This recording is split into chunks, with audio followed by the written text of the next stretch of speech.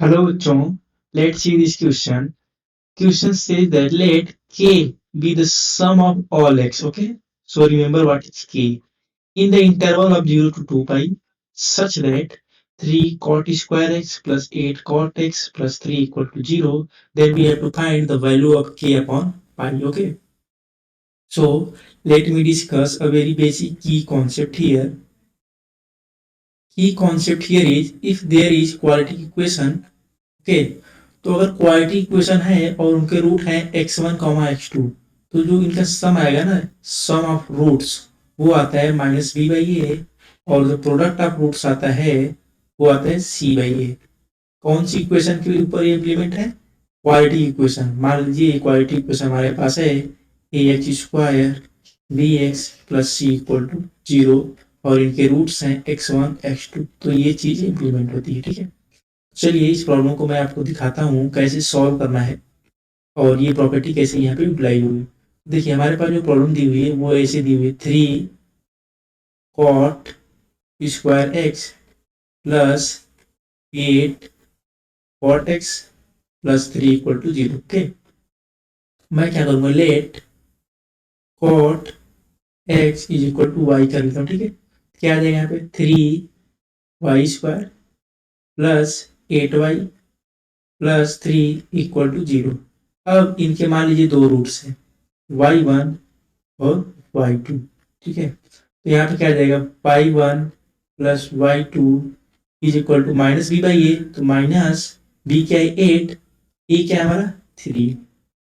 और अगर मैं बात करूँ इनके प्रोडक्ट का, तो प्रोडक्ट आप देखोगे तो c/a c3 है और a भी 3 है, तो ये आ जाएगा 1। ठीक है, अब देखिए y1 y2 is equal to 1 आया है। ठीक है, तो मैं क्या कर सकता हूँ यहाँ पे, y1 को क्या लिख सकता हूँ 1/y2, ऐसे लिख सकता हूँ।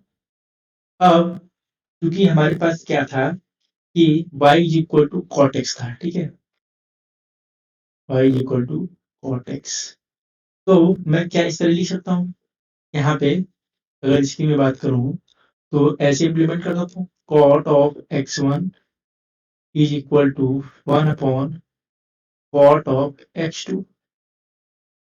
ठीक है, ऐसे मैं इम्प्लीमेंट कर सकता हूँ यहाँ पे। तो अब देखिए इसको इम्प्लीमेंट करने के बाद हमें कैसे मिलेगा ये, अगर मैं इसको ऐसे इम्प्लीमेंट करता हूँ तो इसको मैं अगर फिर फर्दर सॉल्व करता हूँ तो cot x1 is equal to tan of x2 लिख सकता हूँ।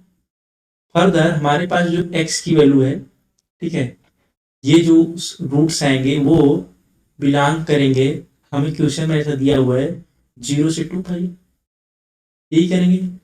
तो यहाँ पे आप देखिए यहाँ पे क्या मैं लिख सकता हूँ, कॉट ऑफ x1 हमें दिया हुआ है, तो मैं अगर इसको कॉट ऑफ x1 में दो कंडीशन बनेगी। ठीक है, इसको मैं देखिए कैसे कैसे लिख सकता हूँ, कंडीशन बता रहा हूँ आपको। इसको मैं कॉट x1 क्या लिख सकता हूँ, कॉट x1 की अगर मैं बात करूँ tan के फॉर्म में कैसे लिख सकता हूँ, how can I right it in the form of tan। tan के फॉर्म में अगर मैं इसको लिखने की बात करूँ तो कैसे लिख सकता हूँ, tan समथिंग करूँगा।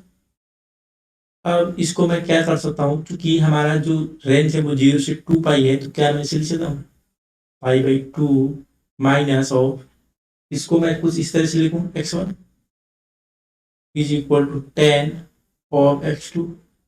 सिमिलरली अगर मैं इधर कुछ करना चाहूँ इसके पास साथ, तो कैसे कर सकता हूँ, एक और कंडीशन 3 पाई/2 कर सकता हूँ minus x2, that is x1 not x2, it is x1। Okay, is equal to tan x2।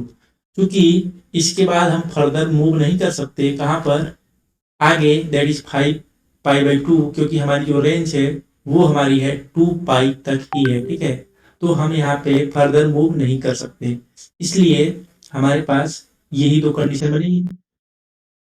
तो ये दो कंडीशन जो हमारे पास बनी है, इसको कैसे करना है। अब देखिए tan और tan है इक्वल, यहाँ पे मैं कुछ इस तरीके से कहूँ पाई/2 minus x is equal to x2, और इसको क्या लिख सकता हूँ 3 पाई/2 minus x1 equal to x2। ये क्या देगा हमें, यील्ड क्या करेगा x1 plus x2 is equal to पाई/2, और ये क्या यील्ड करेगा x1 plus x2 is equal to 3π/2। चूंकि हमें दिया हुआ है जो ये सम है वो k है, ठीक है। अगर इसको मैं k मानूं और पाई को इधर लाऊं, k/पाई हो जाएगा इज इक्वल टू 1/2। एक तो ये मिला हमें एक पॉसिबिलिटी। अगर दूसरी पॉसिबिलिटी में बात करूं, ये k है, k/पाई में इधर लाऊं, ये क्या आ जाएगा 3/2, ठीक है। तो यहाँ पे एक पॉसिबिलिटी ये मिली। हमसे पूछा गया k/पाई की वैल्यू क्या क्या हो सकती है, ठीक है। k/पाई की two value possible, that is 3/2 and 1/2। So our final answer is 1/2 and 3/2। So I hope you understood well. Best of luck.